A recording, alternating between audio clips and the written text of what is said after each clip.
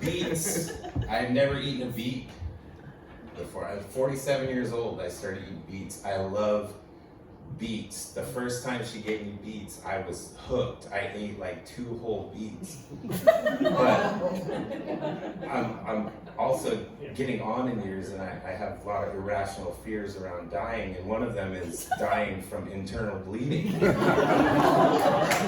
And she never explained to me some of the more interesting side effects of eating beets. So I was at work and I got up and went, I'm dying, Papa.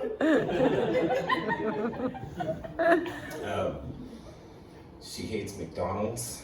I don't know, she didn't know that I ate McDonald's. So, and I have a busy job, right? Like I'm running from place to place, and sometimes like I got 5 minutes in between and I gotta get food and get it ate, and it's like McDonald's. And so the first time I ate, well, not the first time. The first time she found out I ate McDonald's, she said, "You don't eat McDonald's." I said, "Everybody eats McDonald's." She said, "No, they don't. Nobody eats McDonald's." She's so innocent and pure. I love her so much. So I had to get on Google and explain to her why there is a McDonald's every 5 city blocks in major cities, because yes, people do indeed eat McDonald's. But like a year ago, her 19-year-old daughter got a job working at McDonald's. And so my joke was, I was like, your daughter working at McDonald's would be like if Billy Graham's son went to work for Satan. You guys know who Billy Graham is, right? The great evangelical. Probably more people came to know Jesus because of him than anybody in history. But the joke was, it'd be like his son worked for Satan. And then I saw him on social media praising our president for being a good Christian servant. And I was like, that joke aged well. I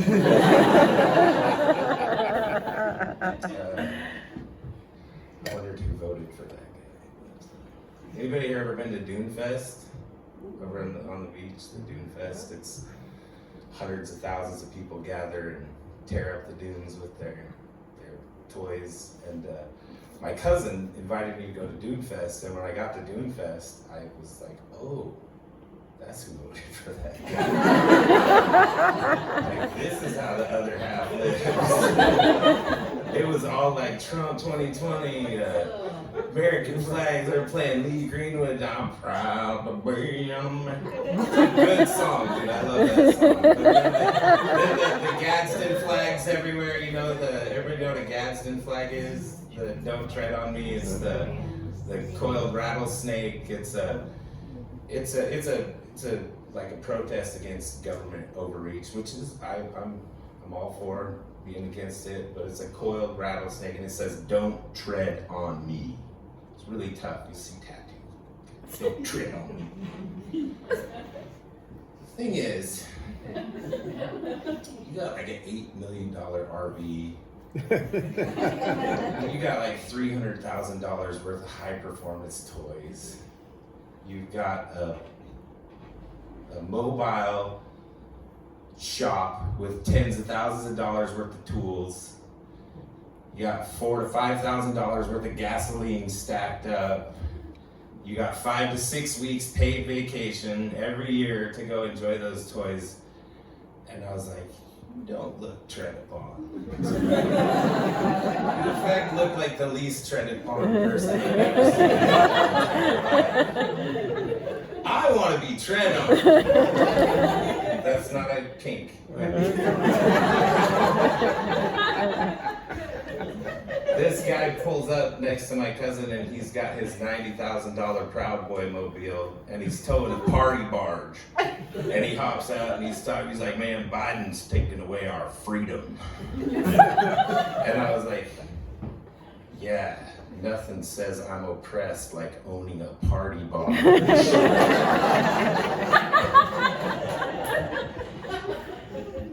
I'm Gen X. I'll tell you a little something about Gen X. We're cranky old dicks. But in the 80s, we were cranky young dicks. We post on Facebook a lot because we haven't figured out how to use Instagram yet. This is my guide for if you friend a Gen X person, here's what you can expect to see on their Facebook page, okay? All right, ready? Racism, bigotry, inspirational quote from some old basketball star or football player, misogyny, sexism, cute puppy pictures. That's how we roll. Then we give all the glory to Christ. I think that guy gets a bad name. I don't think anybody hates that guy, Jesus. I think he gets a bad name. I think people just hate some of the people that listen to him. Kind of like Garth Brooks. Nobody hates Garth Brooks, just some of the people that listen. Who came first, Jesus or Garth Brooks? Like, Jesus was in the 70s, Garth Brooks was in the 90s. Jesus.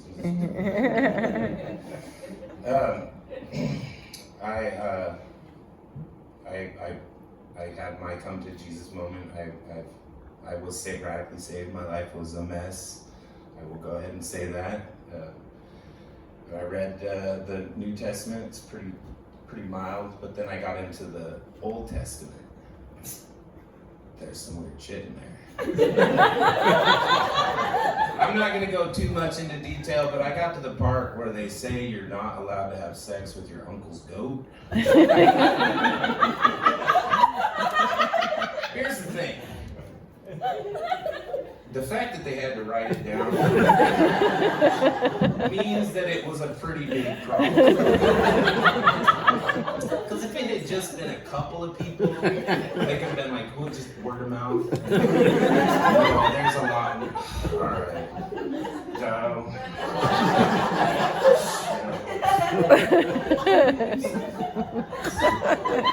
I am not a very religious person, but I also, if you are, it works. Whatever's working for you, as long as you're not messing with other people. If it works for you, I totally respect that. I came up with a saying about religion. Religion is like bathroom. Most people have one, but none of them are as good as your own when you need to take a crap. I'm more into spirituality these days, but one of the main tenets of spirituality is rigorous honesty.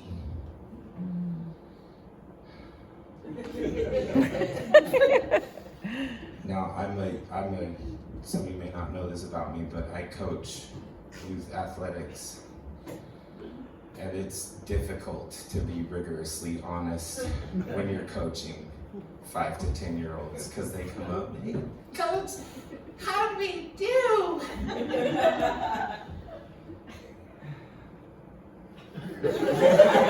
Oh, you guys did great! Oh, you guys are killing it! Oh. It is hard. So like the 75th time little Johnny dribbles into a double team in the corner of the court. You told him some guys don't do that. And he throws the ball through his legs and then over his head. And, good job, bud. Get it next time. He won't. There's a thing we do with soccer. Anybody watching the World Cup soccer?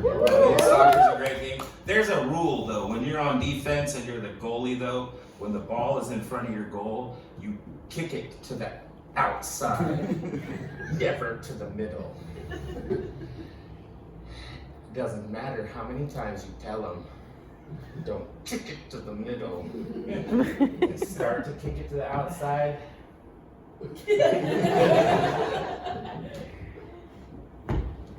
And you tell him, don't kick it to the middle. I've seen that so many times. Oh man. I yelled it, don't kick it to the middle so loud one time this year that they heard it at all 4 soccer fields. And I run the program. So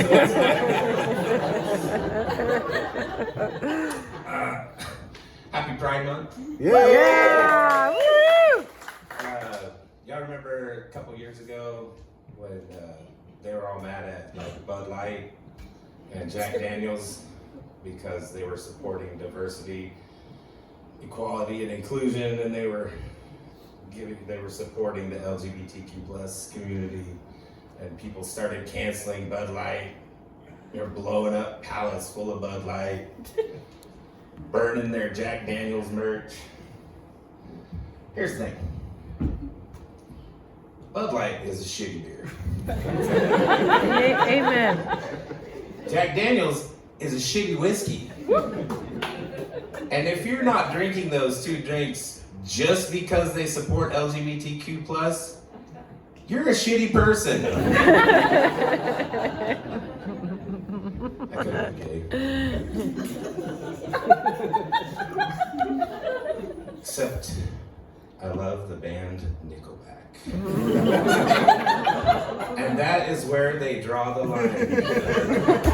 That is where they're intolerant. They will not tolerate you if you love the band Nickelback. My love for Canadian rock stars messed up any chance that I ever had of having a meaningful relationship with another man. Where's my Nickelback fans at? Come on, where are you at? Well, we all just wanna be big rock stars, play hilltop, dance about 15 cars. We all be winning the middle country. That's a banger. Come on.